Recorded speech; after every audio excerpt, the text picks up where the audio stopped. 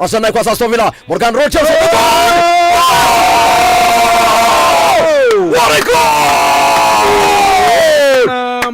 ምን አይነት አስደናቂ ጎል ነው! ምን አይነት አስደናቂ ጎል ነው! ዋው በስማ ሞርጋን ሮጀርስ ከተተው። ማንቸስተር ዩናይትድ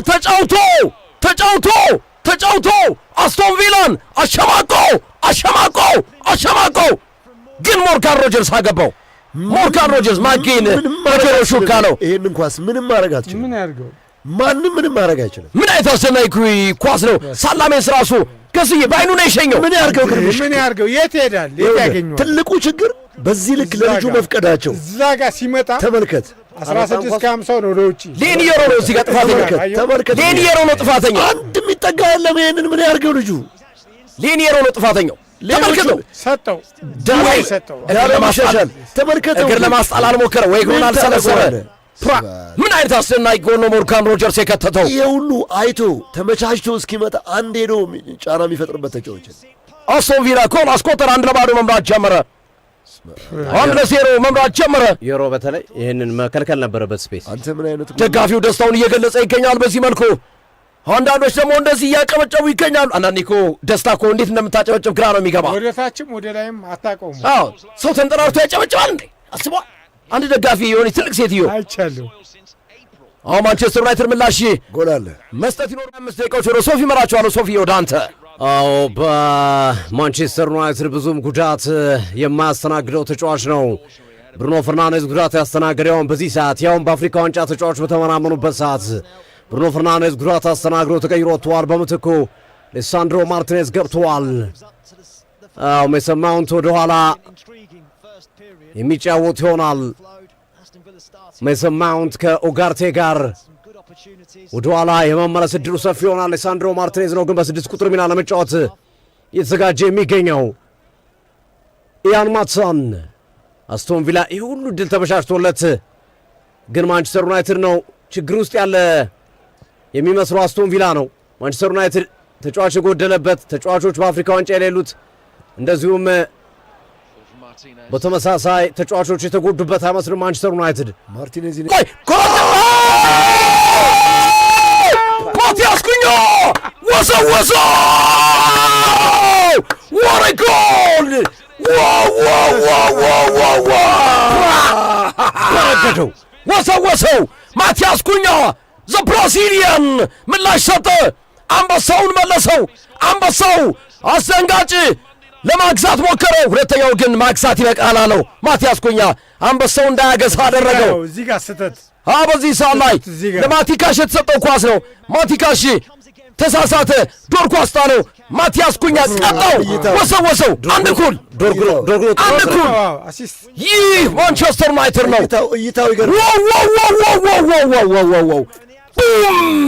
ማንቸስተር ዩናይትድ አንድ ኩል። ማቲያስ ኩኛ ወሰወሰው። ይህ ጨዋታ የተንቀለቀለውን ሰከንድ ሃፍ ላይ ጠብቁ። ወባ መተው ከነነብሱ ወጣ። ሁለተኛ አሉቲ ምን ትያለሽ? ወዲያው ተከሰሻል። ዲዘርቭ ያደርግ ነበር ኩኛ ዲዘርቭ ያደርግ ነበር። የፕሬሲንግ ውጤት ነው። በጣም ፕሬሲንጉ ከፍተኛ መሆኑ የአስቶን ቪላ ቢልዳፕ በተመቻቸ መንገድ እንዳይሄድ አደረገ። ከዛ ዶርጉ በማንቸስተር ዩናይትድ ቤት ቆይታው ጥሩ ስራ ከሰራቸው በጥቂት የመጀመሪያዎቹ ልበላቸው በጣም የሚቆጠሩ ናቸው። ይሄን ነገር አደረገ። ግን ይበልጥ የዶርጉም ስራ ቢኖርበት የኩኛ ደግሞ ኮንቨሬቱ በጣም ያየበት በጣም አስደናቂ ነው። ቆንጆ ሰዓት ነው ማንቸስተር ዩናይትድ ያስቆጠረው። ቆንጆ እረፍት ሊወጡ ሲሉ ነው። ቆንጆ ሰዓት ራሱን እንደ አዲስ ሪቪው ሊያደርጉ ደግሞ ሰከንድ ሃፍ ላይ ይመጣል ብዬ አምናለሁ። አሉቲ እንዳለው የፕሬሲንግ ውጤት ነው። ዶርጉ ኳሱን ከማቲካሽ ነው እዛው ተቀባብለው ለመውጣት ጥረት ሲያደርጉ ነው። ደርጉ ሌኒየሮ ብሩኖ ፈርናንዴዝ ተቀይሮ ወጥቷል። ሊሳንድሮ ማርቲኔዝ ተቀይሮ ገብቷል። ሃምስትሪንጉ አልቻለም ማለት ነው። ብሩኖ ፈርናንዴዝ ተቀይሮ ወጥቷል። ሊሳንድሮ ማርቲኔዝ ገብቷል። የሁለተኛውን አጋማሽ 25 ደቂቃዎች ወደ ሶፊ መራቸዋለሁ። ሶፊ ወደ አንተ። ኦርጋርስ ዛሬ ምን ጉድ ነው? ምን አይነት ጎል ነው የሚያስቆጥረው? ይለቁታል። ሞርጋን ሮጀርስ ወዘወዘው፣ አርገበገበው። ምንም ማድረግ አልችልም አለ። ምንም ማድረግ አልችልም አለ። አሁን ለዩናይትድ ይከብደዋል።